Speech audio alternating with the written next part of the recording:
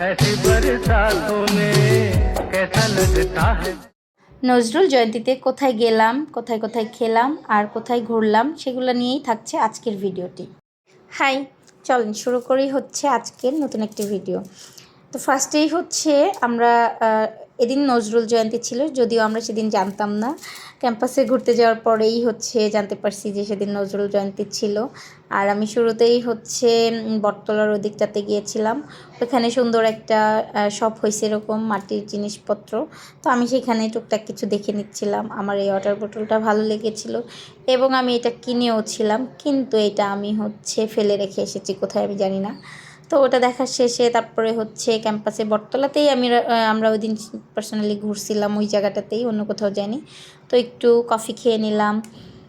আর এখানে যে নজরুল জয়ন্তী, তার জন্য হচ্ছে কবিতা আবৃত্তি গানটা হচ্ছিল। জায়গাটা ভীষণ সুন্দর করে সাজাইছিল, আমার অবশ্য ভালো লেগেছিল। মুখস্থ করতাম সেগুলো সব মিলে এক টাকার সমান হচ্ছে না একটি বন্দুকের সামনে। আসলে রাতের বেলা এরকম পরিবেশে বসে বসে হচ্ছে কবিতা আবৃত্তি শুনতে ভীষণ ভালো লাগতেছিল আমাদের আমাদের বলতে আমার আর খুশির। আর তারপরে হচ্ছে আমরা বসে বসে আনারস মাখা খাচ্ছিলাম। আনারস মাখাটা আমার ভীষণ প্রিয়। এখানে আনারস মাখাটা অনেক ভালো হয়।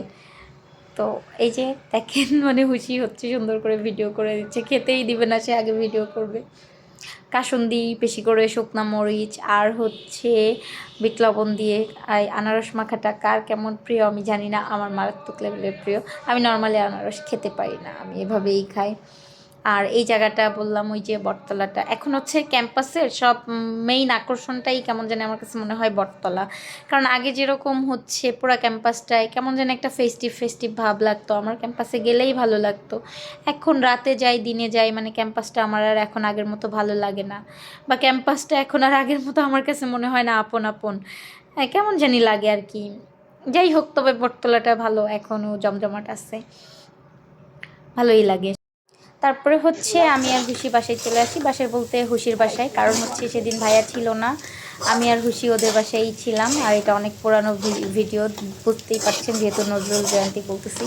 আর এটা হচ্ছে গরুর মাংস, অল্প গরুর মাংস ছিল। তো আমরা হচ্ছে জাহাঙ্গীরনগর মাঠ থেকে আমরা এই মাংসটা এনেছিলাম। আর হুশির এই ঝোড়া ভুনাটা ভীষণ প্রিয়, বললো যে আপু তুমি হচ্ছে যেহেতু মাংস অল্প, ঝোড়া ভুনা করে দাও, তাই আমি ওর জন্য ঝোড়া ভুনা করে দিচ্ছিলাম। আর এর মাঝেই বলে রাখি, যারা হচ্ছে আমার ভিডিওটি ইউটিউব চ্যানেল থেকে দেখছেন, তারা ইউটিউব চ্যানেলটি সাবস্ক্রাইব করে পাশে থাকবেন। আর এই যে আমাদের রান্না শেষ, আমরা হচ্ছে দুজনে খেয়ে নিচ্ছিলাম। তো মাংসটা, মানে এদিন আমাদের অনেক মজার মজার ঘটনা ঘটছে, দুই বোনের ঘোরাঘুরি সব মিলে, মানে আমাদের দুই বোনের এত মজা হয় ঘোরাঘুরি করতে। তো সব মিলে ভালো লাগছিল। ভিডিওটি কেমন লাগলো জানাবেন কমেন্টে। Thank you.